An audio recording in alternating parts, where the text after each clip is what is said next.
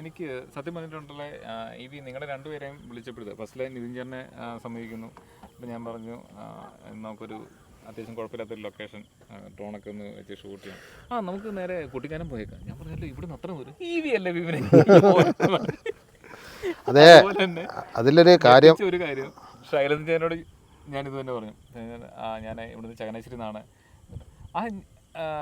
ഞാൻ അങ്ങോട്ട് വരാം. ഞാൻ പറഞ്ഞു അല്ല ഇത് ഇവിടുന്ന് വരെ അത് കുഴപ്പമില്ല, ഞാൻ അവിടെ ഒന്ന് ചാർജ് ചെയ്താൽ മതിയല്ല. വേറൊരാൾക്കും കോൺഫിഡൻറ്റ് അത്ര ഇതായിട്ട് ചോദിക്കാൻ പറ്റാത്തൊരു കാര്യമാണ് ആ ഒരു തന്നെ. എൻ്റെ അഭിപ്രായത്തിൽ ഇന്ത്യയിൽ ഇറങ്ങിയ ഒരു വണ്ടിക്കാർക്ക് EV ഒഴിച്ച് വേറൊരു വണ്ടിക്കാർക്ക് ഇത്രയും കോൺഫിഡൻ്റ് ആയിട്ട് പോകാൻ 500 രൂപ പോലും കയ്യിലില്ലെങ്കിലും പോകാം. കാരണം വെച്ചാൽ ഏതെങ്കിലുമൊക്കെ ചാർജിങ് ആപ്പിൽ പൈസ കാണും. അത് കറക്റ്റാണ്. കേരളത്തിൽ ഏകദേശം 13 ചാർജിങ് ആപ്പുകളുണ്ട്. 13 എണ്ണം. ഈ 13 എണ്ണത്തിൽ 12 എണ്ണത്തിൽ എൻ്റെ ഒരു 500 രൂപ എപ്പോഴും ഉണ്ട്. അതല്ല, അപ്പം തന്നെ നമ്മുടെ എത്ര രൂപ പെട്ടുപോയിട്ടുണ്ടെന്നുള്ളത് നോക്കുക. പെട്ടുപോയെന്നൊന്നും പറയാണ്ടില്ല അതൊന്നും. പിന്നെ നമുക്ക് വേണമെന്നുണ്ടെങ്കിൽ അവിടെ കസ്റ്റമർ കെയറിൽ വിളിച്ചിട്ട് നമുക്ക് വാലറ്റിൽ കാശ് കയറുന്നില്ല എന്ന് ചാർജ് ചെയ്യണമെന്ന് പറഞ്ഞാൽ ചാർജ് ചെയ്ത് തരും. അങ്ങനെ ഒരു ഓപ്ഷൻ ഉണ്ട് നമുക്ക്. പിന്നെ കിലോമീറ്റർ ഏകദേശം നമ്മൾ നേരത്തെ പറഞ്ഞായിരുന്നു, അതിൻ്റെ എല്ലാം കവർ ചെയ്താണ്. ഓൾമോസ്റ്റ് രണ്ടുപേരുടെയും ടയർ ലൈഫ് ഒക്കെ ഏകദേശം 1 ലക്ഷത്തിന് എബോ അല്ലേ മാറ്റിയിട്ടുള്ളൂ. ഞാൻ ആദ്യത്തെ 73 മാറി. 2 എണ്ണം 1 ലക്ഷം. അത് കഴിഞ്ഞ് പുറകിലത്തെ 2 എണ്ണം 1.15. ഞാൻ മാറിയപ്പോൾ എല്ലാം 4 വെച്ചാൽ 4 മാറിയല്ലേ.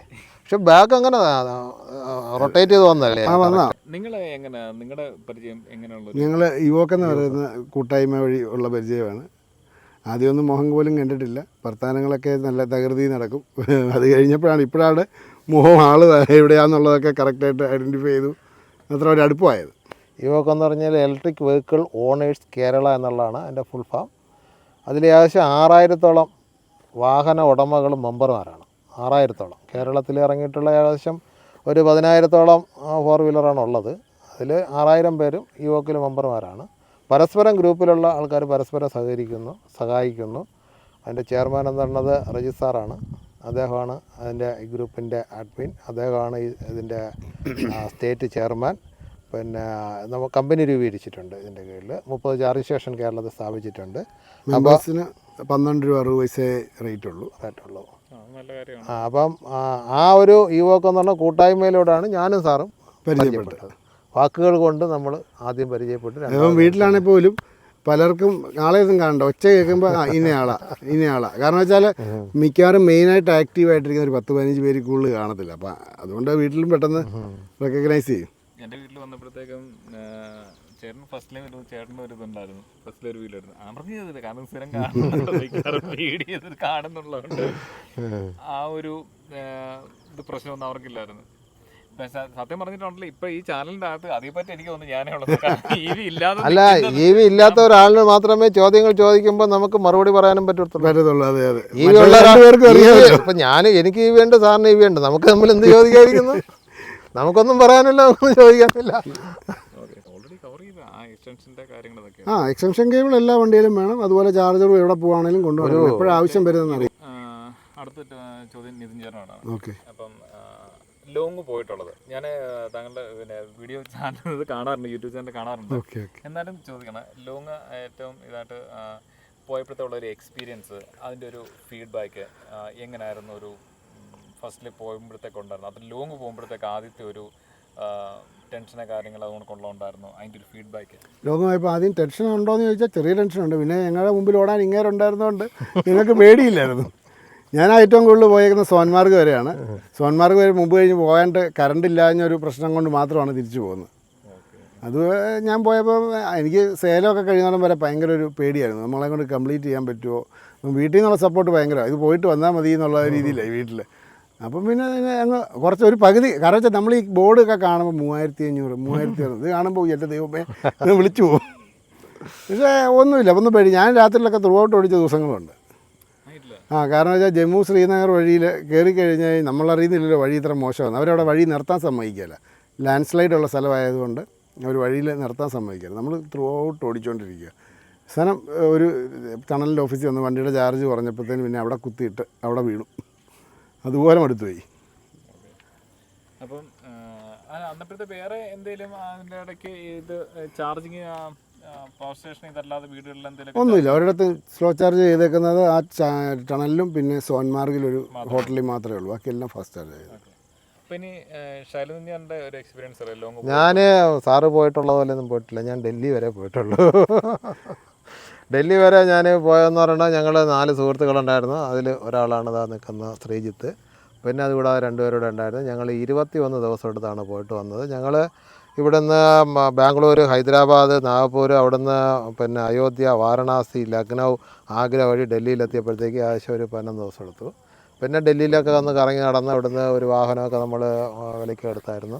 അപ്പോൾ അങ്ങനെയൊക്കെ ഒന്ന് കറങ്ങി നടന്നിട്ട് നേരെ തിരികെ വരുമ്പോഴത്തേക്ക് വീണ്ടും ഒരു 5 ദിവസം കൂടെ എടുത്ത് അങ്ങനെ നേരെ അവിടുന്ന് നേരെ ഡൽഹിയിൽ നിന്ന് നേരെ ത്രൂ ആയിട്ട് ആഗ്രയിൽ നിന്ന് നാഗ്പൂരിൽ നിന്ന് നേരെ കേരളത്തിലേക്ക് എത്തുകയായിരുന്നു. അതിനിടയിൽ പിന്നെ 48 ഫാസ്റ്റ് ചാർജിങ് വേണ്ടി വന്നു, 4 സ്ലോ ചാർജിങ് വേണ്ടി വന്നു.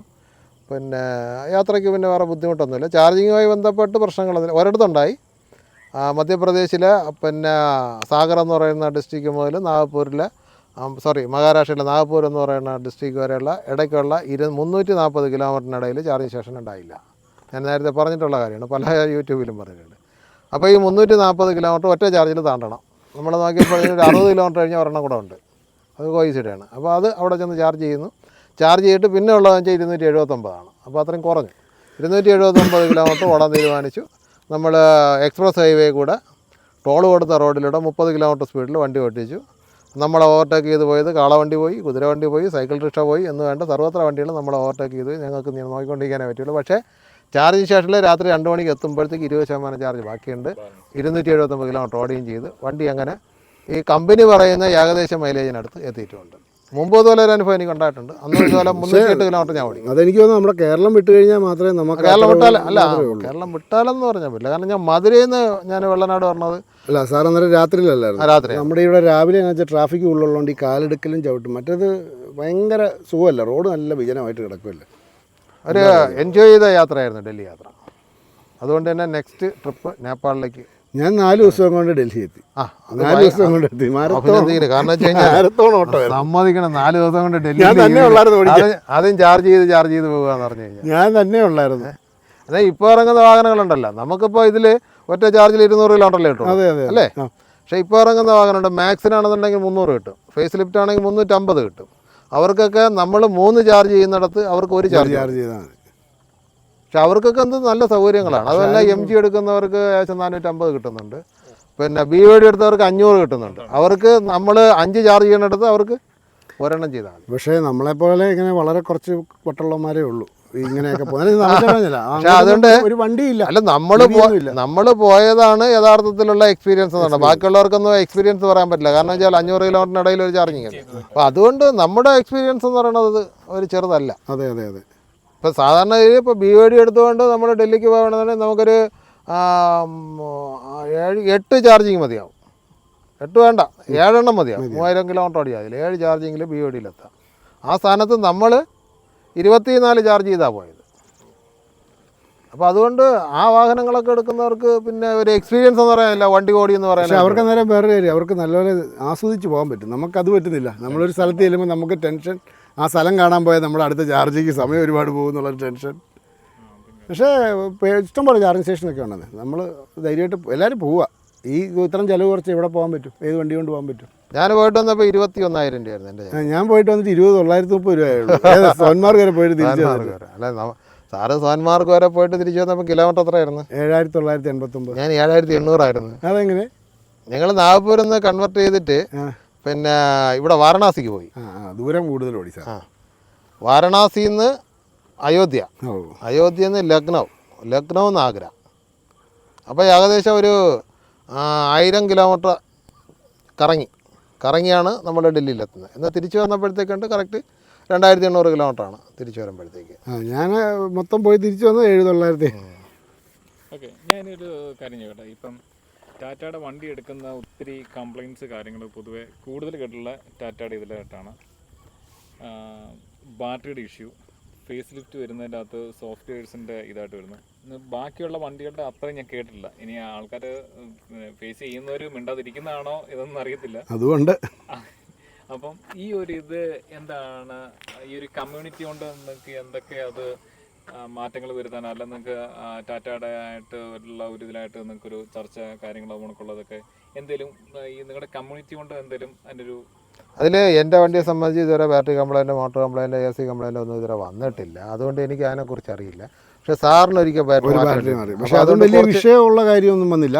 14% ലിമ്പ് മോഡ് വരുന്നത്. അത് എപ്പോഴും 14% വരുള്ളായിരുന്നു. 6 മാസം അങ്ങനെ ഓടിച്ചു. പിന്നെ വാറണ്ടി തീരാറാവുകയാണല്ലോ എന്നുള്ള ടെൻഷനിൽ അവരോട് പറഞ്ഞപ്പോൾ അവർ പുത്തൻ ബാറ്ററി മാറ്റിയും വെച്ചത്. പക്ഷേ ഒത്തിരി പേർക്ക് റീഫർബിഷ്ഡ് ബാറ്ററിയാണ് കിട്ടുന്നത്. ഇത് ടാറ്റയുടെ ഒരു മനോഭാവം കൊണ്ട് മാത്രമാണ് ഇത്തരം വണ്ടി വഴി കിടക്കുന്നത്. കാരണം അവരത് ക്ലാരിറ്റി വരുത്താൻ ശ്രമിക്കുന്നേ ഇല്ല, അത് ക്ലിയർ ആക്കുന്നില്ല. അവർ ആ ഇഷ്യൂ എന്താണ് എവിടെയാണെന്നുള്ളത് മനസ്സിലാക്കുന്നില്ല. സർവീസ് സെൻ്ററിലുള്ളവർക്ക് അതിനുള്ള അറിവുമില്ല. അതാണ് പറ്റുന്ന പ്രശ്നം. ടാറ്റയുടെ സർവീസ് വളരെ മോശമാണ്. സർവീസ് സെൻ്ററിലിരിക്കുന്നവർക്ക് സാറ് പറഞ്ഞ പോലെ തന്നെയാണ്, ഏതൊരു ഗ്രാഹ്യമില്ല. കാരണം ഒരു വിശ്വാസം, ഞാൻ എൻ്റെ അടുത്ത് ഒരു സുഹൃത്ത് പറഞ്ഞാണ്, ലിമ്പ് മോഡ് വരുന്നു, അതിൻ്റെ പ്രശ്നം പരിഹരിക്കാൻ വേണ്ടിയിട്ട് കൊടുത്തപ്പോഴത്തേക്ക് ആദ്യം അവർ പറഞ്ഞു സോഫ്റ്റ്വെയർ കംപ്ലൈൻ്റ് ആണെന്ന്. അങ്ങനെ സോഫ്റ്റ്വെയർ 2 ആഴ്ച എടുത്ത് മാറി. സോഫ്റ്റ്വെയർ പുതിയ അത് എടുത്തതിന് ശേഷം വീണ്ടും കംപ്ലൈൻറ്റ്. അപ്പോൾ പറഞ്ഞ് ബാറ്ററി ആണെന്ന് പറഞ്ഞിട്ട് അത് മാറി. അത് കഴിഞ്ഞിട്ട് വീണ്ടും അതേ കംപ്ലൈൻറ്റ് വയ്ക്കുന്നു. അവസാനം പറഞ്ഞ് മോട്ടറാണ് കംപ്ലൈൻറ്റ്. അങ്ങനെ മോട്ടർ മാറി. അവസാനമാണ് അറിയുന്നത് ഇതൊന്നും അല്ല കംപ്ലൈൻറ്റ് എന്ന് പറയുന്നത് വേറെ ഒരു എക്യുപ്മെൻറ്റ്സിന് ഇതിലുണ്ട്. ആ എക്യുപ്മെൻറ്റ്സിൻ്റെ കംപ്ലൈൻ്റാണ് സംഭവിച്ചിരിക്കുന്നത്. അപ്പോൾ ശരിക്കും പറഞ്ഞാൽ ആ വണ്ടിയിൽ മാറാവുന്ന പാർട്സ് പ്രധാനപ്പെട്ടത് ഒരു 8 ലക്ഷം രൂപയുടെ സാധനം മാറിയതിന് ശേഷമാണ് 30,000 വിലയുള്ള ആ ഒരു കണ്ടൻസർ മാറിയപ്പോൾ പ്രശ്നം പരിഹരിച്ചു. ഞങ്ങളുടെ തന്നെ വേറെ ഗ്രൂപ്പിലുള്ള ഒരു പുള്ളിയുടെ അലൈൻമെൻറ്റ് തെറ്റിയെന്ന് പറഞ്ഞ് പുള്ളിയുടെ മോട്ടർ മാറി. പുള്ളി അലൈൻമെൻറ്റ് അവരുടെ വർക്ക്ഷോപ്പിൽ കൊടുത്തിട്ട് ശരിയാകുന്നില്ല, പുറത്ത് കൊടുത്തിട്ട് ശരിയാകുന്നില്ല. അല്ല, താങ്കളുടെ തന്നെ ഇൻ്റർവ്യൂവിൽ പറഞ്ഞിട്ടുണ്ടല്ലോ ഒരാളുടെ ബാറ്ററി താഴെ പോയത് അതിനെത്ര 8 ലക്ഷം രൂപ മോട്ടർ അതിന് 8 ലക്ഷം രൂപ മോട്ടർ. അത് 5.5 ലക്ഷം സംതിങ് ആണ്ട് പറഞ്ഞിരുന്നു. അത് ഏകദേശം പുള്ളി അത് ഇത് റിപ്പയർ ചെയ്തെടുത്തത് 3,000-4,000 രൂപ എങ്ങാണ്ടാണ് റിപ്പയർ ചെയ്തെടുത്തത്. അപ്പോൾ അതൊക്കെ തന്നെയാണ് കുഴപ്പം. ഔട്ട് സൈഡിൽ കൊണ്ടുപോയിട്ട്. പക്ഷേ ഈ സംഭവം ഇവരിത് ശരിക്കും അത് വണ്ടി നോക്കില്ല എന്നുള്ളതാണ്. അപ്പം പുള്ളിക്കാരൻ ഇതായിട്ട് പറഞ്ഞത്, അദ്ദേഹത്തിന് ബെൻസ് ഉണ്ട്. പുള്ളി അതിനെക്കാട്ടിലും ട്രാവൽ ചെയ്യാണ്ട് പുള്ളിക്ക് ഇഷ്ടം നെക്സോൺ EV ആണ്. കംഫർട്ട് ഒരു രക്ഷയില്ല. ഇത് അദ്ദേഹത്തിന്റെ വൈഫ് അത് തന്നെ പറയുന്നുണ്ട്. പക്ഷേ സംഭവം അത്രയും കംഫർട്ട് വരുന്നൊരു വണ്ടിയായിട്ട് പുള്ളി ആകെ പറയുന്നത് ഇത് മാത്രമുള്ളൊരു ഗുണമെന്ന് പറഞ്ഞു. ഷോറൂമിൽ ചെന്ന് കഴിഞ്ഞിട്ടുണ്ടല്ലേ വളരെ മോശം അഭിപ്രായം. ഇവരുടെ ഹയർ അതോറിറ്റി ആരോട് ചോദിച്ചു കഴിഞ്ഞിട്ടുണ്ടെങ്കിലും ഇവരെല്ലാത്തിനും ഒരു വ്യക്തമായിട്ടുള്ള മറുപടി കിട്ടുന്നില്ല എന്നുള്ളതാണ്. പിന്നെ ഇതിൻ്റെ അകത്ത് ഹമ്പ് ഒടിഞ്ഞ് പോയപ്പോൾ ബോൾട്ട് ഒടിഞ്ഞ് താഴെ വീണു. ഒരു ഹമ്പര് ചാടിയപ്പോഴത്തേക്ക് എൻ്റെ മോട്ടറിൻ്റെ ബോൾട്ട് ഒടിഞ്ഞ് നേരെ താഴെ വീണു. നിലത്ത് വീഴല്ല, അതിൻ്റെ ഫൗണ്ടേഷനിൽ ഇതായിട്ട് വീണു. അപ്പം വണ്ടി അങ്ങോട്ടില്ല ഇങ്ങോട്ടില്ല. ഇത് കൊണ്ട് റെഡിയാക്കിയപ്പോഴത്തെ ഇവർ പറഞ്ഞ് ഈ വണ്ടിയുടെ ഫ്രണ്ട് മുഴുവൻ പോയി. അപ്പോൾ ബോഡി വർക്ക്ഷോപ്പിലൊക്കെ കൊണ്ട് കയറ്റണം എന്നുള്ള ഇതുവരെ ഇവർ പറഞ്ഞു. ചോദിച്ചു ഈ മോട്ടർ താഴെ വീഴുന്നതിന് എന്തിനാണ് ബോഡി വർക്ക്ഷോപ്പിൽ കൊണ്ടുവന്നൊക്കെ ചോദിച്ചു. ഇവർക്ക് ശരിക്കും ഇവരെന്തൊക്കെയാണ് ഇവർ പറയുന്നുള്ള ഇവർക്ക് തന്നെ ഒരു ഐഡിയ ഇല്ല ഉള്ള രീതിയിലായിട്ടാണ് ഇവരുടെ ഒരു ബിഹേവിയർ കാര്യങ്ങളെല്ലാം. പിന്നെ ഈ സാധനത്തിൻ്റെ റേഡിയേറ്റർ ഇത് പോയി, അതിൻ്റെ ഫാൻ പോയി, ഇതെല്ലാം ഡാമേജ് ആയെന്ന് പറഞ്ഞു. പുള്ളി വീട്ടിലെ റിക്കവറി തന്നെ തിരിച്ചെടുപ്പിച്ചുകൊണ്ട് വന്നതിന് ശേഷം പുള്ളി ചെക്ക് ചെയ്തപ്പോൾ ഈ ഒരു സാധനത്തിന് യാതൊരു കംപ്ലയിൻസും ഇല്ല. അപ്പോൾ ഇതെന്താണ് ഇവരുടെ ഒരു ബിഹേവിയർ ഇങ്ങനെ വരുന്നുള്ളതിന് ട്രെയിനിങ് ഇപ്പോൾ ടൊയോട്ട ആണെങ്കിൽ അവരുടെ അവിടെ എടുക്കുന്ന സ്റ്റാഫിന് ടൊയോട്ടയുടെ ട്രെയിനിങ് ക്ലാസ്സിൽ പങ്കെടുക്കാതെ അവിടെ ജോലിക്ക് കയറ്റാൻ പറ്റത്തില്ല. പക്ഷേ ഇപ്പോൾ ടൊയോട്ടയുടെ ഇപ്പോൾ ലെക്സോൺ നിപ്പോൺ ടൊയോട്ടയുടെ ആൾക്കാർ തന്നെ അവർ തന്നെയാണ്. പക്ഷേ ആരെ എടുത്താലും കമ്പനി വേറെ അല്ലേ? അല്ല, അപ്പോൾ ഇത് വരുമ്പോഴത്തേക്ക് അവരുടെ നിപ്പോൺ ടൊയോട്ടയുടെ ഒരു ക്രെഡിബിലിറ്റി പോവും. അവരത് മെയിൻറ്റെയിൻ ചെയ്ത് തന്നെ നിർത്തേണ്ടതാണ്. അപ്പോൾ ലെക്സോൺ ഇത് നിപ്പോണിൻ്റെ ആണെന്ന് കേട്ടപ്പം എനിക്ക് കുറേ ഒരു വിശ്വാസം എല്ലാവർക്കും ഞങ്ങൾക്ക് എല്ലാവർക്കും ഉണ്ട്. പക്ഷെ അതിലും കാര്യമൊന്നുമില്ല. ലെക്സോണിന് ഇത് ചെയ്യാൻ പറ്റില്ല. കാരണം ഒരു ഇന്നോവ ഒരു സർവീസിന് കൊടുത്തു കഴിഞ്ഞാൽ ഏറ്റവും കുറഞ്ഞ ഒരു 5,000-7,000 ഇടയ്ക്ക് ഒരു എമൗണ്ട് വാങ്ങിച്ചിട്ട് പെർഫെക്റ്റായിട്ട് അവർ സർവീസ് ചെയ്യും. നമ്മൾ EV കൊണ്ട് സർവീസ് ഉണ്ടെങ്കിൽ നമ്മൾ ആദ്യമേ പറയും സർവീസ് അല്ലേ മൈനർ 7,500 1,500 രൂപ ഉള്ളൂ എന്ന് നമ്മൾ അങ്ങോട്ട് പറയണം. അവരെന്ത് ചെയ്യും? അവർക്ക് എന്ത് ചെയ്യാൻ പറ്റും? മൈനർ സർവീസ് 7,500 കിലോമീറ്റർ ഓടിക്കഴിഞ്ഞാൽ നമുക്ക് 1,500 രൂപ ചിലവുള്ളൂ. നമ്മൾ അഡ്വാൻസ് ആയിട്ട് പറയണം 1,500 അല്ലേ തന്നേക്കാം. അപ്പോൾ അവർക്ക് എന്തെങ്കിലും ചെയ്യാൻ പറ്റുമോ? പറ്റില്ല.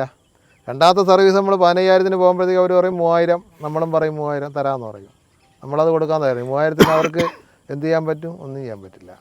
അപ്പോൾ ഇന്നോവയ്ക്ക് അവർ പെർഫെക്റ്റായിട്ട് സർവീസ് ചെയ്യണമെങ്കിൽ 5,000-ന് 7,500 ഇടയിൽ എമൗണ്ട് ഉള്ളതാണ് അവർ പെർഫെക്റ്റായിട്ട് സർവീസ് ചെയ്ത് കൊടുക്കും.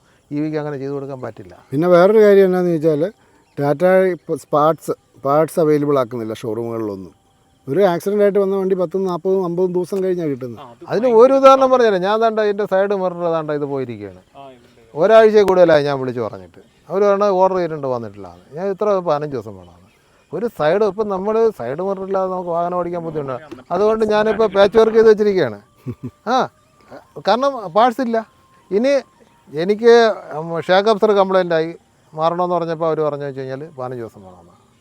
എല്ലാത്തിനെയും 2 ആഴ്ച വെച്ച് പറഞ്ഞിരുന്നുണ്ട്. അപ്പോൾ അവിടെ ഉള്ള സാധനം എന്ന് പറയുന്നത് നമുക്ക് എക്സ്ട്രാ ഫിറ്റിങ്സ് എന്തെങ്കിലും വേണോ?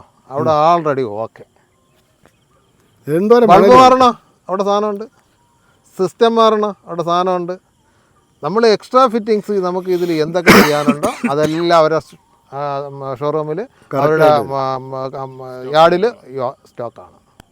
പക്ഷെ നമ്മുടെ സ്പെയർ പാർട്സുകൾ എന്തെങ്കിലും വേണമെന്നുണ്ടെങ്കിൽ അത് ഓർഡർ ചെയ്ത് 15 ദിവസം കഴിഞ്ഞേ കഴിയുള്ളൂ.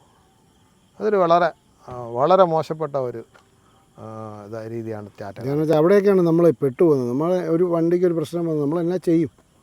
ഈ വണ്ടി ഉള്ളതുകൊണ്ടാണ് നമ്മുടെ പല കാര്യങ്ങളും ഇപ്പം സ്മൂത്തായിട്ട് നടക്കുന്നത്. അല്ലാതെ നമ്മളിപ്പം പമ്പിൽ കയറി 2 ദിവസം ഡീസൽ അടിച്ച് കഴിയുമ്പോൾ നമ്മുടെ മൈൻഡ് സെറ്റ് മാറും. അല്ല, അത് നമ്മൾ പിന്നെ ഈ യാത്രയൊക്കെ നമ്മളങ്ങ് അവസാനിപ്പിക്കും.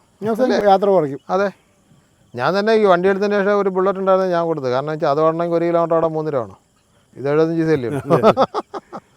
അപ്പോൾ അതുകൊണ്ട് നമുക്കിപ്പോൾ എല്ലാത്തിനും ഒരു സൗകര്യമായിട്ടുള്ള ഒരു യാത്ര. നമ്മൾക്ക് ലോകം കാണാൻ പറ്റിയൊരു വണ്ടിയാണ്. കാരണം വെച്ചാൽ കയ്യിൽ നിന്ന് അധികം കാശ് പോവുകയില്ല. വളരെ ചിലവ് കുറച്ച രീതിയിൽ യാത്ര ചെയ്യാം, സന്തോഷവും സുഖകരമായിട്ട്. ഈ ഡൽഹിയൊക്കെ പോയിട്ട് വന്നിട്ട് പിറ്റേ ദിവസം അങ്ങേപ്പുറത്തെ സൈഡിലോട്ട് പോകണമെന്ന് പറഞ്ഞാലും നോ പ്രോബ്ലം. അതാണ് നമുക്ക് മടുപ്പ് തോന്നുന്നില്ല. ഈ 7,989 കിലോമീറ്റർ ഞാൻ ഒറ്റയ്ക്കാണ് വണ്ടി ഓടിച്ചു, വേറെ ആരും ഓടിക്കാം. മകൻ കൂടെ അങ്ങനെ ഒരു പോയിന്റ് ഉണ്ടല്ലോ. അതൊരു ഭയങ്കര നമ്മൾ ശരിക്കും പറഞ്ഞു കഴിഞ്ഞാൽ എനിക്ക് ഈ പെട്രോൾ ഡീസൽ വാഹനങ്ങളെടുത്ത് ഓടുന്ന ആൾക്കാർക്ക് എന്തെങ്കിലും ഉപദേശം കൊടുക്കാനുണ്ടോ എന്നൊരു ചോദ്യം ചോദിച്ചാൽ ഞാൻ ആദ്യമേ പറയുന്നു, പെട്രോൾ ഡീസൽ വാഹനങ്ങൾ നിങ്ങൾ ഉപേക്ഷിക്കുക, കയ്യിലിരിക്കുന്ന കാശ് കൊണ്ട് കളയാതിരിക്കുക, EV എടുക്കുക, സന്തോഷകരമായിട്ട് നിങ്ങൾ ദാരിദ്ര്യമൊന്നുമില്ലാതെ ഒരു ദുഃഖം അനുഭവിക്കാതെ സോളാറും കൂടെ സ്ഥാപിച്ചു കഴിഞ്ഞാൽ ആവശ്യമാതിരി ഓടാം. നല്ല രീതിയിൽ വണ്ടി മെയിൻറ്റെയിൻ ചെയ്ത് കൊണ്ടുപോവുക, വണ്ടിക്ക് ആവശ്യമായ ചാർജ് കൊടുക്കുക. ഈ വണ്ടി ഓടിക്കുന്നതിനെക്കുറിച്ച് ഒരു മെത്തേഡുണ്ട്, അതും പഠിച്ചു കഴിഞ്ഞാൽ ഒരു ബുദ്ധിമുട്ടും ഇല്ലാതെ എത്ര ലക്ഷം കിലോമീറ്റർ ആണെങ്കിലും ഇതിൽ ഓടാൻ പറ്റും. ഈ വണ്ടിക്ക് കംപ്ലയിൻറ്റ് വരുന്നതും ഓടാത്തവരുടെ വണ്ടിക്ക് ഒത്തിരി കംപ്ലയിൻറ്റ് പറയുന്നത്. ഉദാഹരണം ഞാൻ പറഞ്ഞല്ലോ, ഒരു സുഹൃത്ത് നില എന്ന് പറഞ്ഞു വെച്ചാൽ 25,000 കിലോമീറ്റർ ഓടി ഞാൻ ഇതുവരെ ഫാസ്റ്റ് ചാർജിങ് ചെയ്തിട്ടുള്ളൂ. ഞാൻ ഇനിയും അതേ ചെയ്യുള്ളൂ. ആ ബാറ്ററി കംപ്ലയിൻ്റ് ആവാൻ വലിയ താമസമൊന്നുമില്ല. അതേപക്ഷം ഇതിൻ്റെ സോഫ്റ്റ്വെയർ ചെയ്തിരിക്കുന്നത് ഫാസ്റ്റ് ചാർജിങ്ങും സ്ലോ ചാർജിങ്ങും മിക്സ് ചെയ്തിട്ടുള്ളൊരു സോഫ്റ്റ്വെയറാണ്. അത് രണ്ടും നമ്മൾ ഇടയ്ക്കിടയ്ക്ക് ചെയ്യുന്നതാണ് വണ്ടിയുടെ ബാറ്ററിയുടെ ലൈഫിന് നല്ലത്. ഞാൻ പിന്നെ ലോങ് പോയപ്പോൾ ഒരു ഫാസ്റ്റ് സ്ലോ ചാർജ് ആകെ 2 സ്ലോ ചാർജ് ചെയ്തുള്ളൂ. രണ്ടെണ്ണം. ഒന്ന് ആ ടണലിൻ്റെ ഓഫീസിൽ ഒരു 40% ആക്കി. പിന്നെ ഒരെണ്ണം സോൻമാർഗിൽ, അത് ടോട്ടൽ 4 എണ്ണം. ഞാൻ ബാക്കി 51 എണ്ണം ഫാസ്റ്റ് ചാർജ് ചെയ്തിട്ടാണ് പോകുന്നത്. പക്ഷേ ഫാസ്റ്റ് ചാർജ് എല്ലാം ഫുള്ള് ചെയ്തിട്ടാവും, ഒരെണ്ണം പോലും ബ്രേക്ക് ചെയ്തില്ല. അതാണ് നമ്മുടെ വിജയം എന്ന് പറഞ്ഞാൽ. നമ്മൾ ഈ EV എടുത്തിട്ടുള്ളവർ ശ്രദ്ധിക്കേണ്ട ഏറ്റവും വലിയ കാര്യം അതാണ്. ചാർജ് ചെയ്യുമ്പോൾ അത് സ്ലോ ചാർജിങ് ആയാലും ഫാസ്റ്റ് ചാർജിങ് അത് കമ്പൽസറി ആയിട്ട് 100%. അത് അങ്ങോട്ട് പോകുമ്പോൾ പിന്നെ പേടിക്കാൻ വേണ്ട, ആരും ഇല്ല ചാർജ് ചെയ്യാൻ, നമ്മളേ ഉള്ളൂ ചാർജ് ചെയ്യാൻ, വേറെ ഒരാളും വരാനില്ല. ഞാൻ അങ്ങോട്ട് പോയി തിരിച്ച് വന്നിട്ടും 6 EV കണ്ടുള്ളൂ. അതിനകത്ത് ഒരെണ്ണം കേരള രജിസ്ട്രേഷൻ. ഞാൻ പോയപ്പോഴത്തേക്ക് മധ്യപ്രദേശിൽ നിർമ്മൽ എന്ന് പറയുന്ന സ്ഥലത്ത് ഒരു വണ്ടി ചാർജിലുണ്ട്. ഒരു അരമണിക്കൂർ വെയിറ്റ് ചെയ്ത് നമ്മൾ ചാർജ് ചെയ്ത് പോയി. ഞങ്ങൾ മറ്റേ ഒരു സ്ഥലത്ത് ഒരു ഹിന്ദി വണ്ടിയാണ്. പുള്ളി വണ്ടി എടുത്തിട്ട് 3 വർഷമായി. പുള്ളി ആദ്യമായിട്ടാണ് 100 കിലോമീറ്റർ ഓടുന്നത്. അപ്പോഴാണ് നമ്മൾ ഇതും പൊക്കിക്കൊണ്ട് ചെല്ലുന്നത്. നമ്മൾ പോയിട്ട് തിരിച്ച്. അപ്പോൾ ഞങ്ങൾ പുള്ളിയോട് പറഞ്ഞു, എവിടെ പോയാൽ? ഞാൻ സോൻമാർഗ് വരെ പോയിട്ട് തിരിച്ചു വന്നാൽ. എവിടുന്നാ? കേരളത്തിൽ നിന്ന്. നിങ്ങൾക്ക് വട്ട പാകലാത്മീയെന്നാണ് പുള്ളി പറഞ്ഞത്. അതിന് ഞാൻ ഡൽഹിയിൽ നമ്മുടെ പാർലമെൻറ്റ് എൻ്റെ സമീപത്ത് ഈ വണ്ടിയും കൊണ്ട് ചെന്നപ്പോൾ ഒരു പോലീസുകാരൻ ഇങ്ങനെ നോക്കുന്നുണ്ടായിരുന്നു. KL രജിസ്ട്രേഷൻ കണ്ടാണ് പച്ച ബോർഡ്. അപ്പോൾ അന്ന് അവിടെ ക്യാബിനറ്റ് കിടക്കുന്നതുകൊണ്ട് ആ പ്രദേശത്ത് എങ്ങും തന്നെ പാർക്കിംഗ് ഇല്ല. അപ്പോൾ ഞാൻ പറഞ്ഞ് പിന്നെ പോലീസുകാരൻ ഹിന്ദിയിലാണ്, കേരളത്തിൽ നിന്നാണ്, നമുക്കൊന്ന് പാർക്ക് ചെയ്യാനുള്ള സൗകര്യം കിട്ടുമെന്ന് ചോദിച്ചു. അപ്പോൾ അദ്ദേഹം പറഞ്ഞു ഇവിടെ എങ്ങും പാർക്കിംഗ് ഒന്നും ഇല്ല, കാരണം ഇന്ന് ക്യാബിനറ്റ് കിടക്കുന്നതുകൊണ്ട് മുഴുവൻ VIPs വണ്ടികളാണ്, നിങ്ങൾ കാര്യം ചെയ്തോ VIPസിൻ്റെ ഇടയിലൊന്ന് പാർക്ക് ചെയ്തോ, കേരളത്തിൽ നിന്നല്ലേ എന്ന് പറഞ്ഞ് ഞങ്ങൾക്കൊരു സ്പേസ് തന്നു. അങ്ങനെ ഞങ്ങൾ അവിടെ കൊണ്ടുവന്ന് ആ വണ്ടി അവിടെ പാർക്ക് ചെയ്തിട്ട് അവിടെയൊക്കെ ഒന്ന് ഷൂട്ട് ചെയ്ത് പിന്നെ പുള്ളിക്കാരൻ പിന്നെ അദ്ദേഹത്തിൻ്റെ അടുത്തേക്ക് നമ്മളെ വിളിച്ചിട്ട് കാര്യങ്ങൾ ചോദിച്ച് EV-യിൽ കേരളത്തിൽ നിന്നും ഡൽഹിയിലെത്തിയെന്ന് പറഞ്ഞാൽ പുള്ളിക്കാരൻ തന്നെ അന്തം വിട്ട് കുന്തം വിഴുങ്ങി നിന്നു എന്നാണ് പറയുന്നത്. കാരണം ആരും പോയിട്ടില്ലാന്നേ. എന്നോട് പാകല പുള്ളി ആദ്യമായിട്ട് അന്ന് 100 കിലോമീറ്റർ പോകും. അവിടെ ആഗ്രയിൽ വെച്ചിട്ട് ഒരു പഞ്ചാബിയെ പരിചയപ്പെട്ടു. അദ്ദേഹത്തിന് എന്തൊരു അതിശയവും അത്ഭുതവും. അതന്നെ നമ്മളെ സെൽഫിയൊക്കെ എടുത്ത് പുള്ളിക്കാരൻ ഗ്രൂപ്പിലൊക്കെ പോസ്റ്റ് ചെയ്തു. ഭയങ്കര കാരണം ഞങ്ങൾ പോയപ്പോൾ ഒരു വണ്ടി വന്ന് ക്രോസ് ചെയ്ത് നിർത്തിയിട്ട് ചോദിച്ചു EV ഇത്രയും ദൂരം ഓടി വന്നിട്ട് കുഴപ്പമൊന്നുമില്ല. അപ്പോൾ ഞങ്ങളടുത്ത് നോർത്തിലും കൂടെ അല്ലേ, നമ്മൾ ഉള്ളിനുള്ളിൽ പേടിയാണ് എന്നാ സംഭവിക്കാൻ പോകുന്ന അടുത്ത്, എന്തിനാ തടഞ്ഞു നിർത്തുന്നതെന്ന് അറിയത്തില്ല. പിന്നെ രാവിലെ ആയതുകൊണ്ട് ഞാനും പതുക്കെയാക്കി ഒതുക്കിയിട്ട് വന്നിട്ട് കേരളത്തിൽ നിന്ന് ഇവിടം വരെ ഓടി വന്നിട്ട് ഒരു കുഴപ്പമില്ലേ. എല്ലാവരും പിന്നെ നമ്മുടെ മുറിയിൽ അവൻ എന്നാ മനസ്സിലായെന്നുള്ളത് അറിയത്തില്ല. പിന്നെ എന്നാലും പറഞ്ഞ് അവസാനിപ്പിച്ച് ഞങ്ങൾ വിട്ടു. ടാറ്റയുടെ വണ്ടിയുടെ മോഡിഫിക്കേഷൻ ചെയ്യുന്നിടത്ത് എൻ്റെ ഒരു അഭിപ്രായത്തിൽ ഒരു കാര്യം മാത്രം, അവർ ആ ബാക്കിലത്തെ AC-യുടെ വെൻ്റ് വെച്ചിട്ടില്ലേ, അത് റൂഫേ നോക്കണം. ഇത് നടുക്കൊരാളിരുന്ന് കഴിഞ്ഞാൽ ഒരു മറ്റുള്ള വാഹനങ്ങളെ അപേക്ഷിച്ച് കുറച്ച് ടെക്നോളജീസ് നമുക്ക് തരുന്നുണ്ട്. അത് നമ്മൾ അംഗീകരിക്കേണ്ട കാര്യമാണ്. അതാണ് ഒരു അട്രാക്ഷൻ. കാരണം ഇപ്പോൾ 35 ലക്ഷം രൂപ എടുത്ത് നമ്മളൊരു BYD എടുത്തു കഴിഞ്ഞാൽ അതിൽ ക്രൂയിസ് കൺട്രോൾ ഇല്ല. അതല്ല ചാർജിങ് സമയത്ത് നമുക്ക് വണ്ടിക്കകത്ത് AC ഇട്ടിരിക്കാൻ പറ്റില്ല.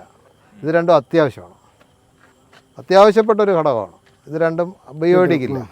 ഇനി ഇവർക്കുണ്ടോ എന്ന് ചോദിച്ചു കഴിഞ്ഞാൽ ആർക്ക്, നമ്മുടെ കോണയ്ക്കുണ്ടോ എന്ന് ചോദിച്ചാൽ കോണയ്ക്കും വരുന്നില്ല. കോണയിൽ MGക്ക് പക്ഷേ ആക്കിയിട്ടുണ്ട്. MGക്ക് ആക്കിയിട്ടുണ്ട് അല്ലേ. ആ വില കുറച്ച് പുതിയ മോഡൽ ഫേസ് ലിഫ്റ്റ് വന്നപ്പോൾ അതിൽ വന്നിട്ടുണ്ട്. ഇപ്പോൾ ഇരുന്ന് അപ്പോൾ ആ ടെക്നോളജി ഏറ്റവും ആദ്യം കൊണ്ടുവന്ന ടാറ്റയാണ്. അതിലൊക്കെ നമ്മൾ ടാറ്റ അഭിനന്ദിക്കണം കേട്ടോ. അല്ല അതുണ്ട്, പക്ഷെ ഇവർ കുറച്ചുകൂടെ, കാരണം കസ്റ്റമേഴ്സിനെ ഇവർ നിരുത്സാഹപ്പെടുത്തുന്നു.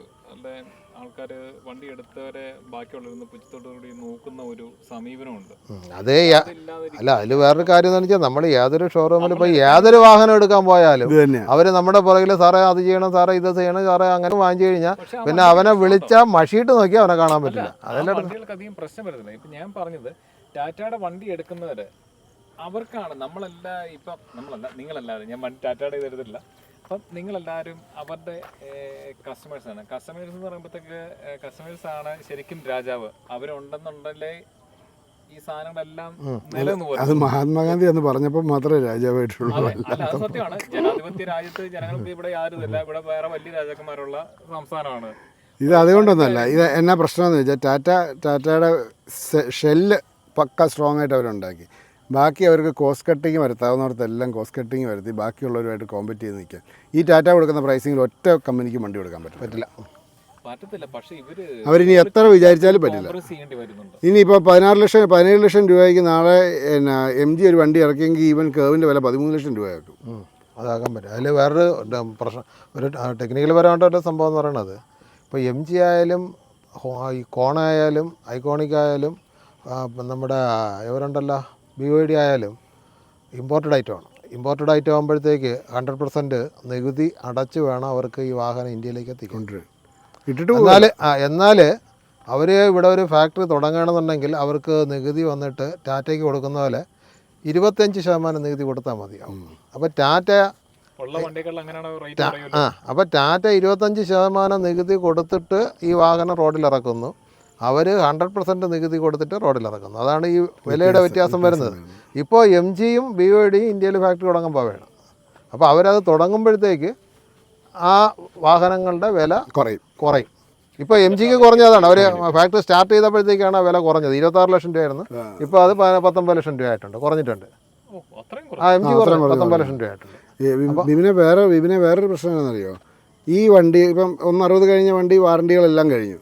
ഇത്ര കോമ്പാക്റ്റബിൾ ആയിട്ടുള്ള ബാറ്ററി മോട്ടറും കയറ്റാൻ പറ്റിക്കഴിഞ്ഞാൽ ടാറ്റ സ്വാഭാവികമായിട്ടും അവരുടെ സ്ട്രാറ്റജി മാറ്റും. കാരണം പിന്നെ ആരും ചെല്ലുകയല്ലോ. നമ്മൾ പണ്ട് നോക്കിയ മൊബൈൽ ഫോണിനകത്ത് ഒറിജിനൽ തന്നെ പല റേഞ്ചിലുള്ള ബാറ്ററി ഇടുന്നത് അതുപോലെ തന്നെ. അതായത് ഇപ്പം ഞാനിപ്പോൾ അറിഞ്ഞത് ദുബായിൽ നമ്മുടെ ഏത് IC എഞ്ചിൻ്റെ വാഹനം കൊണ്ട് കൊടുത്താലും അവർ അകത്തുള്ള കംപ്ലീറ്റ് സ്പെയർ എടുത്ത് മാറ്റുന്ന പുതിയ EVയുടെ സ്പെയർസ് കംപ്ലീറ്റ് അതിൽ ഇംപ്ലിമെൻറ്റ് ചെയ്തിട്ട് EV വാഹനമായിട്ട് പുതിയ രജിസ്ട്രേഷൻ എടുത്ത് കൊടുക്കുകയാണ്. അതായത് നമ്മളിപ്പോൾ ഈ വാഹനമാണെന്നുണ്ടെങ്കിൽ ഇതിൻ്റെ ബോഡി അവരെടുക്കും. ആ ബോഡി എടുത്തതിന് ശേഷം ബോഡിക്കുള്ളിലുള്ള സാധനം കംപ്ലീറ്റ് മാറ്റിയിട്ട് പകരം EVയുടെ സാധനങ്ങളിൽ കയറ്റുന്ന EV ആക്കി പുറത്തിടും. അപ്പോൾ അത് ഇന്ത്യയിൽ വരേണ്ടതുണ്ട്. ഇന്ത്യയിൽ വന്നു കഴിഞ്ഞാൽ ആവശ്യത്തിലധികം ബാറ്ററിയും ആവശ്യത്തിലധികം സ്പെയർ പാർട്സും നമുക്ക് പുറത്ത് നിന്ന്, ഇപ്പോൾ അംബാസഡർ ഓടുമ്പോഴത്തേക്ക് നമുക്ക് ഏത് സ്പെയർ പാർട്സ് കടയിൽ നിന്ന് അംബാസഡറിൻ്റെ കിട്ടും. ഇപ്പോൾ മാരുതിയുടെ കിട്ടുന്നുണ്ട്, ഹുണ്ടായുടെ കിട്ടുന്നുണ്ട്. അപ്പോൾ അതുപോലെ ഇതിൻ്റെ പാർട്സുകളും നമുക്ക് ആ ഒരു സാഹചര്യത്തിൽ നമുക്ക് കിട്ടും. പക്ഷെ അതിനൊരല്പം സമയമെടുക്കും. എന്തായാലും ഇതൊക്കെ ഉണ്ടായേ പറ്റൂ. ഈ ബാറ്ററിക്കിടയിൽ ഇവർ അറിഞ്ഞുകൊണ്ട് സ്ക്രാച്ച് ഇട്ടിട്ട് വാറണ്ടി കിട്ടാതിരിക്കാൻ എന്തോ പരിപാടി ചെയ്യുന്നു. അറിഞ്ഞുകൊണ്ടല്ല, സ്ക്രാച്ച് ഇപ്പോൾ വണ്ടി ഇപ്പോൾ തറയിൽ കൂടെ ഓടുമ്പോഴത്തേക്ക് എങ്ങനെയായാലും സ്ക്രാച്ച് സ്വാഭാവികമാണ്. ഒരു സ്ക്രാച്ചിൻ്റെ പേരിൽ വാറണ്ടി കട്ട് ചെയ്യുന്നത് സ്വാഭാവികമായിട്ട് സംഭവിക്കണമെന്ന് അറിയാൻ അല്ല അത് അല്ല ഇപ്പം കമ്പനിക്കാർക്ക് അതിനൊരു പ്രശ്നം പറ്റി. ഇപ്പം പണ്ട് ഇൻഷുറൻസുകാർ മാറിക്കൊടുക്കുന്നത്, ഇപ്പം ഇൻഷുറൻസുകാർ തിരിച്ച് ചോദ്യം ചോദിക്കാൻ തുടങ്ങി. ഇപ്പം അവിടെ ഒരു ഇവരിപ്പം ഇൻഷുറൻസുകാർ പറയുന്നത് എന്നാന്ന് വെച്ചാൽ, നിങ്ങളൊരു ലെറ്റർ ഇതാ, വണ്ടിയുടെ അടിയിൽ സ്ക്രാച്ച് ഉള്ളത് കൊണ്ട് വണ്ടിയുടെ ബാറ്ററി പോയി, തന്നേരം ഞങ്ങൾ മാറി കൊടുത്തേക്കാം. ഇവർക്ക് അങ്ങനെ കൊടുക്കാൻ പറ്റുമോ? ബാറ്ററി മാറ്റി കൊടുക്കാതിരിക്കാൻ വേണ്ടി അവരൊരു കണ്ടുപിടിച്ച ഇതായിരുന്നു. പക്ഷേ ഇപ്പോൾ എന്നാന്ന് ചോദിച്ചാൽ തിരിച്ച് ചോദ്യം ചോദിക്കാൻ തുടങ്ങിയപ്പം പ്രശ്നമായി. ഇപ്പോൾ ആൾക്കാരും ചോദിക്കാൻ തുടങ്ങി, ഇൻഷുറൻസ് കമ്പനിയും ചോദിക്കാൻ തുടങ്ങി, അടിയിലത്തെ സ്ക്രാച്ച് കാരണം വണ്ടിയുടെ SOC ഡ്രോപ്പ് വരുമോ, ഉണ്ടെങ്കിൽ അങ്ങനെ എഴുതി തന്നേരം നമ്മൾ കവർ മാറി കൊടുത്തേക്കാം. ഇപ്പം അവർക്ക് അതുകൊണ്ട് പറയാൻ പറ്റാതെ മിക്കവർക്കും മാറി കൊടുക്കാം. മലപ്പുറം നൗഷാദ് സാറിന് ഇങ്ങനെ ഒരു പ്രശ്നം ഉണ്ടായി. അപ്പോൾ സ്ക്രാച്ച് വന്നപ്പോഴത്തേക്കാണ് അദ്ദേഹം ഈ വണ്ടി കൊണ്ടുവന്ന് കൊടുത്തപ്പോൾ ഇൻഷുറൻസ് ഇല്ലാതെ മാറാൻ പറ്റില്ല എന്ന് ഇൻഷുറൻസ് കമ്പനി പറഞ്ഞു. പക്ഷേ ആ ഇൻഷുറൻസ് കമ്പനി പറയാൻ കാരണം വെച്ചാൽ ഇൻഷുറൻസ് പുള്ളിക്കാരൻ എടുത്തിരിക്കുന്നത് ടാറ്റയുടെ ഷോറൂമിൽ നിന്നല്ല, പുറത്തുനിന്നാണ്. അപ്പോൾ പുറത്തുനിന്ന് ഈ ടാറ്റയുടെ ഇൻഷുറൻസ് ആണ് എടുക്കണമെന്നുണ്ടെങ്കിൽ അവരുമായിട്ടുള്ള ടൈപ്പിൽ അവർക്ക് മാറിത്തരാൻ ബുദ്ധിമുട്ടുണ്ടായാലും മാറിത്തരുമായിരുന്നു. പക്ഷേ പുറത്തുള്ള ഇൻഷുറൻസ് കമ്പനി അത് കൊടുക്കാൻ തയ്യാറായില്ല. അങ്ങനെ വന്നപ്പോഴത്തേക്കാണ് ഈ ചോദ്യം വരുന്നത്. അപ്പോൾ അദ്ദേഹം ചോദിച്ചു കഴിഞ്ഞാൽ അടിയിലത്തെ സ്ക്രാച്ച് വന്നു കഴിഞ്ഞാൽ എങ്ങനെ ബാറ്ററി കംപ്ലയിൻറ്റ്, ആ ചോദ്യമാണ് ടാറ്റയെ കുഴപ്പിച്ചത്. ഒടുവിൽ ബാറ്ററിയുടെ കംപ്ലയിൻറ്റ് പരിഹരിച്ചിട്ട് ഇൻഷുറൻസ് കമ്പനി അതിൻ്റെ ഇതുണ്ടല്ലോ കവർ മാറി കൊടുത്തു 35,000 രൂപ. എസ്റ്റിമേറ്റ് ആദ്യം പോയത് 7 ലക്ഷം രൂപയ്ക്കാണ്. അപ്പോഴാണ് ഇൻഷുറൻസ് കമ്പനി തള്ളിയത്, പറ്റില്ല എന്ന് പറഞ്ഞു. അപ്പോൾ എന്ത് ചെയ്തു, ഈ കവർ മാറുന്നതിന് 35,000 രൂപ ഇൻഷുറൻസ് ചാർജ് ചെയ്തിട്ട് ബാക്കി ബാറ്ററിയുടെ പ്രശ്നം ടാറ്റ തന്നെ പരിഹരിച്ചു കൊടുത്തു. പക്ഷേ 40 ദിവസം എടുത്തു. ഈ 60,000 കഴിഞ്ഞതിന് ശേഷമുള്ള ഭാവി പരിപാടികളെ കുറിച്ച് നമ്മൾ രണ്ടുപേരും ആലോചിച്ചുകൊണ്ടിരിക്കുകയാണ്, ഒരുമിച്ച് ആലോചിക്കുകയാണ് എങ്ങനെ ഇത് നേരിടാന്നുള്ളത്. കാരണം ചില്ലറ പ്രശ്നമല്ല, ഇതുവരെ അവർ ഒരു മറുപടി ഞങ്ങൾക്ക് തന്നിട്ട്. പുതിയ ബാറ്ററി വയ്ക്കണമെങ്കിൽ 6.5 ലക്ഷം രൂപയാണ് അവർ ചോദിക്കുന്നത്. അത് ഭാവിയിൽ കുറയുമായിരിക്കും, പക്ഷെ ഇപ്പം 6.5 ലക്ഷം രൂപ മെയിൻ്റെനൻസ് ഉണ്ടെന്ന് ഇറങ്ങിയിട്ടില്ല. ഇവർ ആദ്യത്തെ ഉള്ള ഒരു ഇത് വെച്ച് നോക്കുമ്പോഴത്തേക്ക് ഇവർ ഈ പറയുന്നതിൻ്റെ അകത്ത് വണ്ടി ഇറങ്ങുമ്പോഴത്തേക്ക് കൂടുതൽ വണ്ടി ഇറങ്ങുമ്പോഴത്തേക്ക് റേറ്റ് കുറയ്ക്കും എന്നുള്ളൊരു സ്റ്റേറ്റ്മെന്റ് ഉണ്ട്. പക്ഷെ അത് പ്രൈവറ്റേഷൻ മാത്രം റേറ്റ് കുറയ്ക്കുന്നുള്ളൂ, ബാറ്ററിയുടെ റേറ്റ് കുറയ്ക്കുന്നു. വണ്ടിയുടെ സാറ് പറഞ്ഞാണ് ശരി. കാരണം ഈ വണ്ടി ഞാൻ എടുക്കുമ്പം 17 സംതിങ് സാറിന് 17-40 ആയി. ഇപ്പോൾ ഈ വണ്ടി 15 രൂപയേ ഉള്ളൂ. അതെ അല്ലേ? നമ്മൾ ഈ വണ്ടി ഇപ്പം ഇത് ഓൾഡ് സ്റ്റോക്ക് കിടക്കുന്നിടത്ത് 13 ലക്ഷം രൂപയേ ഉള്ളൂ. ഓ ശരി. അപ്പോൾ മാക്സ് എന്ന് പറയുന്ന ഒരു വണ്ടി ഇതിന് ശേഷം ഇറങ്ങിയായിരുന്നു. അതിൻ്റെ കപ്പാസിറ്റി കൂടുതലാണ്, ബാറ്ററി കപ്പാസിറ്റി. നമുക്ക് വന്നിട്ട് 32 കിലോ വാട്ട്, അത് വന്നിട്ട് 40 കിലോ വാട്ട്, 450 റേഞ്ചാണ്. അതിന് അന്ന് അവർ ഇറങ്ങുമ്പോഴത്തേക്ക് 21 ലക്ഷം രൂപയായിരുന്നു മാക്സ്. അപ്പോഴത്തേക്കാണ് ഈ വണ്ടിക്ക് 1 ലക്ഷം രൂപ അവർ കുറച്ചത്. അപ്പോൾ മാക്സ് ഇറങ്ങി 1 വർഷം കഴിഞ്ഞപ്പോഴത്തേക്ക് മാക്സിൻ്റെ ഫേസ് ലിഫ്റ്റ് ഇറക്കി. അതിനൊരു ബാറ്ററി കപ്പാസിറ്റി കൂട്ടിയില്ല, പകരം പിന്നെ അവർ മൈലേജ് കൂട്ടി 465 ആക്കി. 465 ആക്കിയിട്ട് മാക്സിന് 2 ലക്ഷം രൂപ കുറച്ചു. മാക്സിന് 2 ലക്ഷം രൂപ കുറച്ച് വെച്ചു. അപ്പോൾ ഫലത്തിൽ 2 വണ്ടിക്ക് പൊതുവിൽ നേരത്തെ ഉണ്ടായിരുന്ന റേറ്റിൽ 2 ലക്ഷം രൂപയുടെ കുറവുണ്ട്. ഇപ്പം മാക്സ് ഇങ്ങനെ 21 കൊടുത്തുകൊണ്ട് വന്നപ്പോഴത്തേക്കാണ് ഇപ്പോൾ വന്ന കർവ് ഇപ്പോൾ വന്ന 21 ലക്ഷം രൂപയ്ക്ക്. അപ്പോൾ എന്ത് ചെയ്തു, മാക്സ് ഫേസ് ലിഫ്റ്റിന് 1 ലക്ഷം രൂപ കുറച്ചു. അപ്പോൾ വണ്ടിയുടെ വില കുറയുന്നുണ്ട്, പക്ഷേ ബാറ്ററിയുടെ വില കുറയുന്നില്ല, പാർട്സിൻ്റെ വില കുറയുന്നില്ല, സർവീസിൻ്റെ കോസ്റ്റ് കുറയുന്നില്ല, ഒന്നും കുറയുന്നില്ല. അത് ടാറ്റയെ സംബന്ധിച്ചിടത്തോളം ഏറ്റവും വലിയൊരു ഫാൾട്ടാണ്. അതുകൊണ്ട് റീസെയിൽ വാല്യൂയും കുറഞ്ഞു പോവുക. നമുക്ക് റീസെയിലില്ല, അതൊരു വലിയ പ്രശ്നമാണ്. അത് ടാറ്റ അടിയന്തരമായിട്ട് പരിഹരിക്കേണ്ട ഒരു വിഷയമാണ്. ഒന്ന്, വില കുറച്ചോട്ടെ നല്ല കാര്യമാണ്, പക്ഷേ അതനുസരിച്ചിട്ട് നമുക്ക് ബാറ്ററിയുടെ വിലയിൽ അവരന്ന് 6 ലക്ഷം 6.5 പറയുന്നു, അതിൽ ഇതുവരെ അവർ മാറ്റം വരുത്തിയിട്ടില്ല, അത് വേണം. 2, നമുക്ക് ബാറ്ററി നമ്മുടെ സെല്ലുകൾ വീക്കാവുന്നതാണ്. അപ്പോൾ അത് മാറണമെന്നുണ്ടെങ്കിൽ 70,000 രൂപയാണ് ട്രാൻസ്പോർട്ടേഷൻ അവർ ചോദിക്കുന്നത്. രണ്ടാമത്തെ ഉള്ള ഒരു ഇത് ചെയ്യേണ്ട ഇതെന്ന് പറയുമ്പോഴത്തേക്ക് പാർട്സിൻ്റെ അവൈലബിലിറ്റി. പലരും പറയുന്നതാണ് വണ്ടി വർഷം കിടക്കുന്നതിനൊരു നിശ്ചിത ദിവസമൊന്നുമില്ല, കണ്ടിന്യൂ എത്ര ദിവസം വേണമെന്നുണ്ടെങ്കിലും. അല്ല, അതവർ കോമ്പൻസേഷൻ കൊടുക്കുന്നുണ്ട്. ഒന്ന്, രണ്ടാമതാണ് പകരം വണ്ടി കൊടുക്കുന്നുണ്ട്, അല്ലെങ്കിൽ സ്പെയർ ബാറ്ററി വെച്ച് കൊടുക്കുന്നുണ്ട്.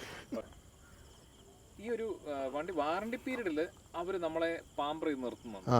അതിനുശേഷവും വണ്ടിക്ക് ഉള്ള കംപ്ലൈൻറ്റ്സ് കാര്യങ്ങൾ വന്നിട്ട് ഈ ഒരു ടൈം പീരീഡ് ഒരു 10 ദിവസം അല്ലെങ്കിൽ ഒരു 14 ദിവസം, ചിലപ്പോൾ 1 മാസം വരെ വണ്ടി കിടന്നിട്ട് വന്നു. ചിലപ്പോൾ ഒരാൾക്ക് 1 വർഷത്തോളം വണ്ടി ഷോറൂമിൽ കിടന്നിട്ടില്ല. 1-2 പേർക്ക് കണ്ടത് ഞാൻ കേട്ടിട്ടുണ്ട്. ഒരാൾ എൻ്റെ ചാനൽ തന്നെ ഇത് പറഞ്ഞിട്ടുണ്ട്. ഹമ്പിൻ്റെ മറ്റേ മോട്ടറിൻ്റെ ബോൾട്ട് ഒടിഞ്ഞ് താഴെ വീണ അദ്ദേഹത്തിന് 1 വർഷത്തിന് മേളിൽ വണ്ടി ഷോറൂമിൽ. നമ്മുടെ ഗ്രൂപ്പിൽ തന്നെയുള്ള ഒരു പുള്ളിക്കാരത്തേക്ക് വണ്ടിയുടെ പ്ലാറ്റ്ഫോം എന്തോ കെമിക്കൽ വീണ് പോയി. അപ്പോൾ അവർ പറഞ്ഞ് അവരുടെ കുഴപ്പം കണ്ടാന്ന് പറഞ്ഞ് വാറണ്ടി മാറിക്കൊടുത്തില്ല പാച്ച് വർക്ക് ചെയ്യാനായിട്ട്. ഇവരിത് കണ്ടുപിടിക്കാൻ 70 ദിവസം എടുത്തു. ഇത് ഈ കെമിക്കലിൻ്റെ പ്രസൻസ് കാരണമാണ് ഇത് വന്നതെന്നുള്ളത്. 70 ദിവസത്തെ കോമ്പൻസേഷൻ ഇവർക്ക് 90,000 രൂപ കൊടുത്തു. പണിയാൻ വേണ്ടി 72,000 രൂപ, 8,000 രൂപ ഇവരുടെ പോക്കറ്റിൽ. അതാണ് 18 രൂപ പോക്കറ്റിൽ കിടന്നു. അപ്പോൾ അതുകൊണ്ട് വണ്ടിക്ക് വില കുറയുന്നത് നമ്മൾ അംഗീകരിക്കുന്നു. പക്ഷേ സ്പെയർ പാർട്സിനെ സംബന്ധിച്ചുള്ള കാര്യത്തിൽ സ്പെയർ പാർട്സ് അവൈലബിലിറ്റി ഇല്ല, അതാണ് പ്രശ്നം. അതല്ല, ഏറ്റവും കൂടുതൽ ഇന്ത്യയിൽ വാഹനം വിൽക്കുന്നത് ഈ EV വാഹനങ്ങൾ വിൽക്കുന്ന ടാറ്റയ്ക്ക് പ്രത്യേകിച്ച് വിൽക്കുന്നത് കേരളത്തിലാണ്. പക്ഷേ കേരളത്തിൽ ഒരു സർവീസ് ഹെഡില്ല, ബാറ്ററി റീപ്ലേസ് ചെയ്യുന്ന ഒരു സംവിധാനം കേരളത്തിൽ വന്നിട്ടില്ല, പിന്നെ ബാറ്ററിയുടെ ഡാമേജ് പരിഹരിക്കാൻ വേണ്ടിയിട്ടുള്ള ഒരു ഹബ്ബ് വന്നിട്ടില്ല, അതുപോലെ പാർട്സിൻ്റെ സ്റ്റോക്കിസ്റ്റ് ഇല്ല, പാർട്സിന് ഇവിടെ ഒരു ഗോഡൗണില്ല. എന്തും ആവശ്യമുണ്ടെന്നുണ്ടെങ്കിൽ നേരെ പൂനെക്ക് പിടിക്കണം, അല്ലെങ്കിൽ ബാംഗ്ലൂർ. അതിൽ അടിയന്തരമായിട്ട് ടാറ്റ ഒരു ഇനി മറ്റൊരു കോമഡി ഇവിടെ ഉണ്ട്. ഈ ഇലക്ട്രിക് വാഹനങ്ങൾ ഇറങ്ങുന്നതിൽ 80% വാഹനങ്ങൾ ടാറ്റയുടെയാണ് അല്ലേ? അതെ അതെ അതെ. ബാക്കി 10% BYDയും MGയും അതുപോലെ തന്നെ ഹുണ്ടായും പിന്നെ വേറെ ഏതാ അതേ ഉള്ളൂ. ഒരു പിന്നെ ഇത് നമ്മുടെ മഹേന്ദ്ര അവരൊക്കെ വരുന്നുള്ളൂ. 20% വരുന്നുള്ളൂ. ഈ ടാറ്റ ഇന്ത്യയിലൊട്ടാകെ ഏകദേശം ഒരു 10,000-2,000 ചാർജിങ് സ്റ്റേഷനുകൾ സ്ഥാപിച്ചിട്ടുണ്ട്. ഏറ്റവും കൂടുതൽ ഈ ചാർജിങ്ങിന് വാങ്ങുന്നത് അവരാണ്. 23 GST നമ്മൾ അടിച്ചു വരുമ്പോൾ 76 രൂപയാവും. യഥാർത്ഥത്തിൽ ഇവർ ഫ്രീ ആയിട്ട് കൊടുക്കേണ്ടതാണ്. കാരണം അവരുടെ ഈ വാഹനം നമ്മൾ പരീക്ഷണാർത്ഥം നമ്മൾ പരീക്ഷണ വസ്തുക്കളാണ്. കാരണം ഇതൊക്കെ എന്ന് പറയുന്നത് IC എഞ്ചിന് വച്ചിരുന്ന വാഹനങ്ങളിൽ IC എഞ്ചിൻ മാറ്റിയിട്ട് പകരം ഒരു മോട്ടറും ഒരു ബാറ്ററി എടുത്ത് കണക്ട് ചെയ്ത് നമുക്ക് തരായിരുന്നു. അതുകൊണ്ടാണ് ഈ ടയറിൻ്റെ തൊട്ട് മുകളിലായിട്ട് ഈ പെട്രോൾ ടാങ്കിൻ്റെ അടപ്പൊക്കെ വന്നത്. അതും വഴി കിടക്കുന്ന ഒരു സാധനമാണ്. അത് ചള്ളയടിച്ച് കയറി ആക്ച്വേറ്റർ എന്ന് സ്റ്റക്കാണ് മിക്ക വണ്ടിക്ക്. മഴക്കാലമായ വണ്ടികൾ യഥാർത്ഥത്തിൽ EVയുടെ ഈ ഗ്ലോബലൈസേഷൻ അനുസരിച്ച് EVയുടെ ചാർജിങ് പോർട്ട് വരേണ്ടത് ഫ്രണ്ട് ബോണറ്റിൽ അവിടെയാണ് വരേണ്ടത്. ഇവർ ഇത്രയും ടാറ്റയുടെ വണ്ടിയുടെ ഇറങ്ങിയതിന് ശേഷം ഇത്രയും ഇതിൻ്റെ അകത്ത് ഏറ്റവും കൂടുതൽ എക്സ്പീരിയൻസ് ഉള്ളത് വണ്ടിയുടെ ഏറ്റവും കൂടുതൽ ഇറക്കിയിട്ടുള്ളതും ടാറ്റ ആയിട്ട് ഈ പ്രശ്നം പരിഹരിച്ച് അവർ പ്രോപ്പറായിട്ടൊരു വണ്ടി ഇതുവരെ നിലവിൽ വന്നിട്ടില്ല. ഇനി കർവിൻ്റെ കാര്യത്തിൽ ഇതെന്താണ് വരാൻ പോകുന്നുള്ളത് അവരെന്നാന്ന് ചോദിച്ചാൽ അതിനുള്ള മെനക്കെടുന്നില്ല. അവർ വണ്ടി കൂടുതൽ പുതിയ പുതിയ മോഡൽ, കാരണം കോമ്പറ്റീഷൻ വന്നപ്പോൾ. പക്ഷേ കോമ്പറ്റീഷനകത്ത് ഇത് ആർക്കാണ് പ്രശ്നം? ഈ വിലയ്ക്ക് ഏത് മനുഷ്യർക്കാണ് കൊടുക്കാൻ പറ്റുന്നത്? ഇപ്പോൾ കർവിന് ഒരു 25 ലക്ഷം രൂപ പ്രതീക്ഷിക്കുന്നതാണ് 17 ലക്ഷം രൂപ വരുന്നത്. നമ്മൾ തന്നെ നെഞ്ചത്തടിച്ച് കർത്താവേ 17 ലക്ഷം രൂപയോ. പക്ഷേ കർവിനേക്കാളും കംഫർട്ടബിൾ നെക്സോൺ തന്നെ. അത് ഈ നെക്സോണിലെ പ്രൈമേൽ യാത്ര ചെയ്യുന്ന സുഖം മാക്സിന് പോലും ഇല്ല ആണല്ലേ.